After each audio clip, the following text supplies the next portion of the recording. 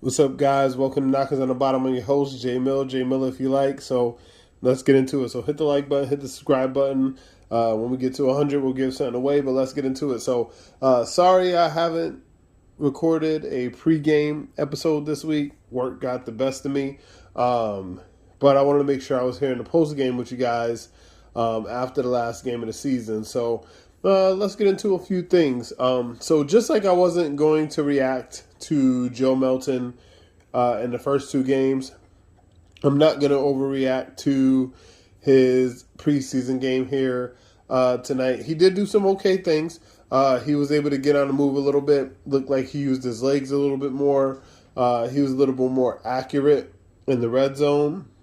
When it came to touch passes, there was a nice seam throw that he had to Fairweather. Fairweather made a hell of a catch. A hell of a catch. Actually, the catch was better than the throw by Joe Milton, honestly. Fairweather made a hell of a catch up the seam. So it was nice to see some of the things go. I like to see Jaden Blue finally getting some work. He had a nice catch out of the backfield. He also had a nice run. He had a strong run for a touchdown at the goal line. But even more so, I liked his run outside of the goal line. You know, they were already in the red zone, but he had a 13-yard run that was pretty nifty. So you like to see that from your fifth-round pick, and hopefully he can carry some of that into the season. But more than all that stuff, kind of the things that I was paying attention to the most was who was and wasn't playing, right?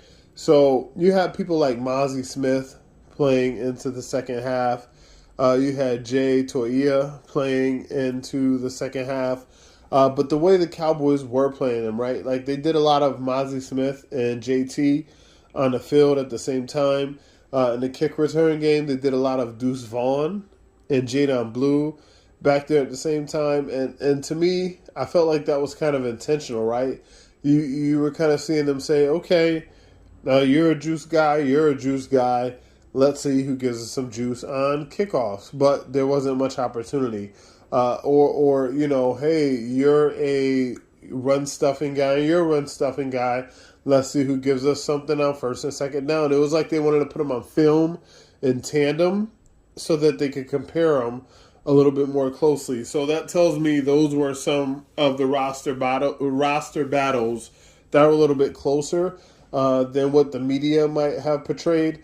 You also had people like Miles Sanders out tonight, so a lot of people have been putting Miles Sanders on the roster bubble, but to me, being that he didn't play, kind of means he made the team. Same with Williams, right? Williams didn't play at all, so that means he made the team. Hunter Lipke didn't play at all. You know, there was a lot of offensive linemen that didn't play at all. So just seeing some of those things, but that also tells me people like Mozzie Smith on the bubble, people like JT, 7th-round pick on the bubble, people like Deuce Vaughn on the bubble, because I think Jadon Blue is pretty much on the team, but they kind of wanted to see them in tandem. People like Jalen Cropper, he shouldn't even be on the roster beyond this year. Flournoy did some nice things in this game, but beyond Flournoy doing some nice things in this game, the Cowboys kind of have a little bit more options to go on the practice squad. I would like to see Trayshawn Holden make the practice squad. There was a point in camp, right, where first he was kind of silent, then boom, his name is ringing bells, right? He's there, he's consistent, he's making plays, and then kind of boom, you're going to go silent again. So he's on that opposite end of the spectrum from Cropper. Cropper's been here for a couple of years, and the Cowboys kind of know what he is, and he's always a good camp body, but he doesn't necessarily do much more than that. It's probably time to kind of churn that part of the roster and replace Cropper with someone like Trayshawn Holden and let Holden take that spot on the practice squad. Same thing with JT and Mozzie, right? Maybe they do keep Mozzie. I don't know. We'll know in a couple of days. When I do my 53-man roster last year, I was pretty accurate. I was pretty dead on. I think I was probably like 99.9%. I may have missed like one or two people, but I don't even think I missed that. As far as the active 53, well, not the active roster is less than that. But as far as the 43-man roster, I pretty much had it nailed down, and I think I'm going to nail it down pretty good this year with the 53-man roster. But who knows? Do we get JT and Mozzie? Do we get JT or Mozzie? Is Perion Winfrey in that mix? I think he is after the way he's been performing throughout camp, and then you add on what he did tonight, just kind of icing on the cake. James Houston had a little bit of a sack there, and it was nice to see his play. He also had a great play in the run game.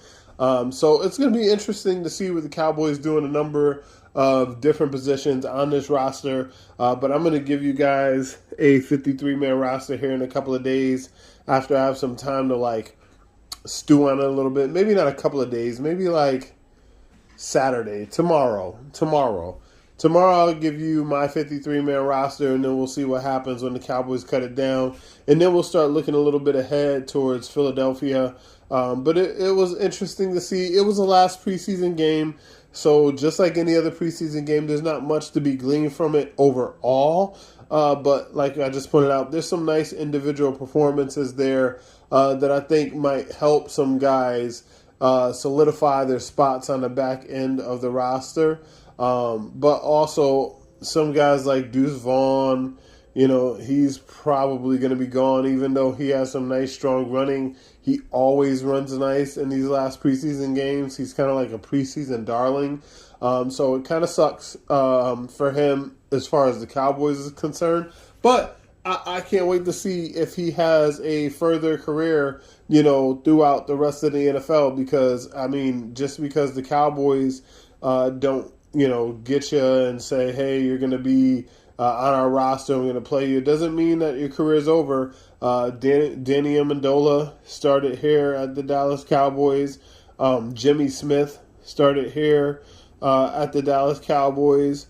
Cole Beasley, he got on here. He did his thing a little bit, but then he went to Buffalo, so he started off in the Cowboys. So the Cowboys do have a history of sometimes being like, hey, we don't necessarily need this guy, we're going to cut him, and then those guys go other places and perform. So, famously years ago, Cowboys made a trade with the Kansas City Chiefs and traded Charvarius Ward to the Chiefs, who was on the Cowboys roster, and they got back a defensive lineman in that trade. And, Tre'Davious Ward is still in the league today, and the defensive lineman the Cowboys got is gone. Not even in the league anymore. He wasn't in the league within 2 years.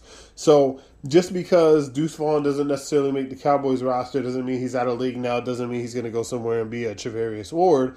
But I'm just saying the NFL works in mysterious ways.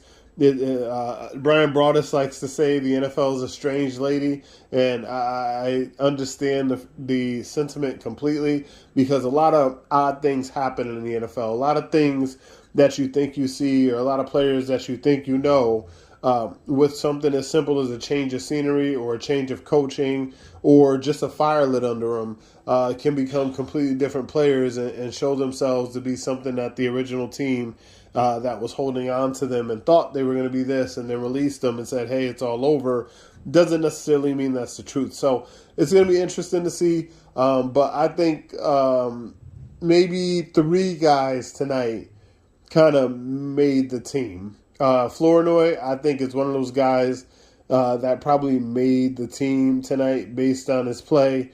I also think James Houston probably made the team based on his play.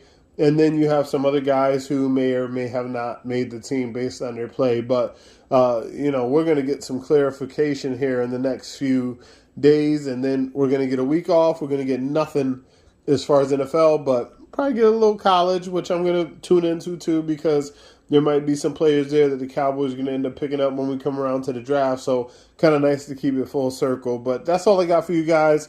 Thank you so much for tuning in. Hit me up on Twitter at JMillerIYL. You can also hit me up on knockersonthebottom@outlook.com, knockersonthebottom@gmail.com. Leave comments below. Any questions that you have or anything that you just want to say, let it go. But thank you guys so much for tuning in. I'm your host, J Miller if you like. Until next time, this has been Knockers on the Bottom. Love you guys. Peace.